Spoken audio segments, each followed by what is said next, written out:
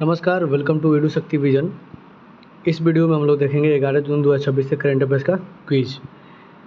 पहला number question है कि निम्न में से किस दिन हर साल विश्व बाल श्रम निषेध दिवस मनाया जाता है। बाल श्रम निषेध दिवस तो ये मनाया जाता है 12 जून को हर साल, विश्व बाल श्रम निषेध दिवस। इसके अलावा जो जून में इम्पोर्टेंट डेज है वो है 1 जून। 1 जून को मिल्क डे यानी कि दुग्ध दिवस मनाया जाता है। 2 जून को तेलंगाना का स्थापना दिवस मनाया जाता है। 5 जून को क्या मनाया जाता है, पर्यावरण दिवस मनाया जाता है। और 8 जून को मनाया जाता है वर्ल्ड ओशियन डे। दूसरा नंबर क्वेश्चन है कि भारत को सिपरी ईयर बुक 2026 के अनुसार परमाणु हथियार के मामले में कौन सा स्थान दिया गया है। तो ये दिया है किसने, सिपरी ने। सिपरी का फुल फॉर्म क्या होता है, सिपरी का फुल फॉर्म होता है Stockholm International Peace Research Institute. Stockholm International Peace Research Institute. और इसका ईयर बुक 2026 के अनुसार अकॉर्डिंग कि परमाणु हथियार के मामले में भारत को 6ठा स्थान दिया गया है, option number C.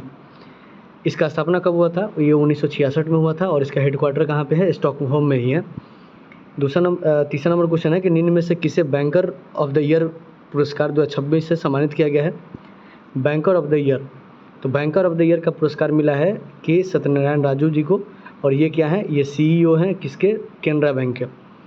Canara bank का हेडक्वार्टर कहाँ पे है, ये बेंगलोर में है। और इसका स्थापना कब हुआ था, 1906 में हुआ था, 1906। और इसके जो अभी CEO हैं के सत्यनारायण राजू, इनको भी बैंकर ऑफ द ईयर का पुरस्कार मिला है 2026 वाला। GI टैग प्राप्त तेजपुर लीची की पहली अंतर्राष्ट्रीय खेप दुबई और सिंगापुर में निर्यात की गई है। यह किस राज्य से संबंधित है, तो तेजपुर कहाँ पे है, ये असम में है। तेजपुर के लीची को GI टैग मिला हुआ था, जिसका पहला खेप जो है दुबई और सिंगापुर में निर्यात किया गया है। अभी हाल ही में एक न्यूज़ था कि जापान ने जो है भारत के सभी प्रकार के आम के निर्यातों पर रोक लगा दिया है। 5वां नंबर क्वेश्चन है कि निम्न में से किसके द्वारा चर्चा में रही view of the East Wing a memoir नामक पुस्तक किसने लिखी है। तो view from the West Wing a memoir, ये पुस्तक लिखी किसने है, ये लिखा है प्रदीप त्यागी जी ने। ऑप्शन नंबर ये लिखा है जिल बाइडन ने। ये लिखा है जिल बाइडन, जो कि कौन है, ये जो बाइडन की पत्नी थी जिल बाइडन। और इन्होंने एक बुक लिखा है view from the East Wing a memoir. अगला नंबर क्वेश्चन है 6ठा नंबर क्वेश्चन, निम्न में से किस राज्य सरकार ने महिला सुरक्षा सुनिश्चित करने के लिए स्त्री राइड नामक पहल शुरू की है। स्त्री राइड नामक पहल, तो ये कौन किया है, तेलंगाना ने किया है। तेलंगाना ने एक पहल चालू किया है जिसका नाम है स्त्री राइड पहल। और ये किस चीज़ के लिए किया है, महिला सुरक्षा को सुनिश्चित करने के लिए। तेलंगाना के अभी जो गवर्नर है उनका नाम क्या है, शिव प्रताप शुक्ला। और यहाँ के चीफ मिनिस्टर कौन है, रेवंता रेड्डी हैं। शिव प्रताप शुक्ला कहाँ से बिलोंग करते हैं, यूपी से बिलोंग करते हैं। 7वां नंबर क्वेश्चन है कि निम्न में से किस स्थान पर अंतर्राष्ट्रीय ब्रिक्स कृषि सम्मेलन आयोजित किया गया। तो ब्रिक्स कृषि सम्मेलन आयोजित किया गया कहाँ पे, इंदौर में, ऑप्शन नंबर बी। 8वां नंबर क्वेश्चन है कि निम्न में से किस देश ने इजराइल के खिलाफ ऑपरेशन नासर शुरू किया है। देश कौन सा है वो जो इजराइल के खिलाफ ऑपरेशन नासर को शुरू किया है, ये किया है ईरान, ऑप्शन नंबर ए। निम्न में से किस राज्य में भारत का पहला AI सक्षम हाइपर स्केल डेटा सेंटर स्थापित किया जाएगा। ये किया जाएगा गुजरात में, ऑप्शन नंबर डी। गुजरात में क्या किया जाएगा, AI सक्षम हाइपर स्केल डेटा सेंटर स्थापित किया जाएगा, जो कि भारत का पहला ऐसा होगा। 10वां नंबर क्वेश्चन है कि निम्न में से किस राज्य सरकार ने ग्रामीण इलाकों में हाई स्पीड इंटरनेट कनेक्टिविटी को बढ़ावा देने के लिए प्रोजेक्ट गंगा को शुरू किया है। प्रोजेक्ट गंगा किस चीज़ के लिए किया गया है, तो ग्रामीण इलाकों में हाई स्पीड इंटरनेट कनेक्टिविटी को बढ़ावा देने के लिए प्रोजेक्ट गंगा शुरू किया गया। किस राज्य में, ये किया गया उत्तर प्रदेश में, ऑप्शन नंबर सी। निम्न में से किस राज्य सरकार ने हाल ही में सरकारी नौकरियों के लिए 2 बच्चों का नियम हटा दिया है। तो ये हटा दिया है तेलंगाना के गवर्नमेंट ने,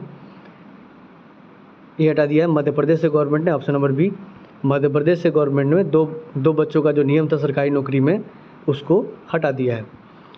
उसके बाद अगला क्वेश्चन है कि निम्न में से किस भारतीय को वीवर ब्रुक्स अवार्ड और general Douglas MacArthur military leadership writing पुरस्कार प्रदान किया गया है।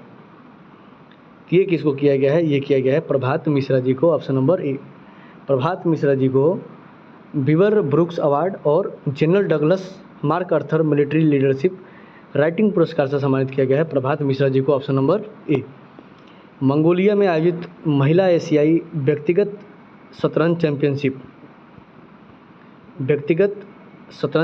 2026 का खिताब किसने जीता? तो ये जीता सविता श्री भास्कर ने, option number D. Savita Shri Bhaskar ने मंगोलिया में आयोजित किया गया था अभी हाल ही में एशियाई व्यक्तिगत शतरंज चैंपियनशिप 2026 का खिताब कौन जीता? सविता श्री भास्कर। 10 जून के करंट अफेयर्स का रिवीजन करेंगे कि लेफ्टिनेंट कमांडर थे सूरज प्रसाद। ये किस सुरक्षा बल से संबंधित है? जिन्हें हाल ही में स्वर्ण चक्र से सम्मानित किया गया है, यह किया गया है भारतीय नौसेना से संबंधित है। महिलाओं की सुरक्षा के लिए सिंगापुर विशेष कार्यबल तमिलनाडु में लगाया गया है। केंद्रीय सरकार ने मुजफ्फरपुर, मध्य प्रदेश के सीतापुर मुरैना और महाराष्ट्र के रायगढ़ और तमिलनाडु के रानीपेट, यहाँ पे कितने करोड़ की लागत से मेगा लेदर फुटवेयर और एसेसरीज क्लस्टर को विकसित कर रही है? तो 998 करोड़ की लागत से। अहमदाबाद में आयोजित दुनिया की पहली वर्ल्ड एग्वासन चैंपियनशिप 2026 में भारत का स्थान पहला है और बरवानी लाल पुरोहित को है भारतीय विद्या भवन का अध्यक्ष बनाया गया है।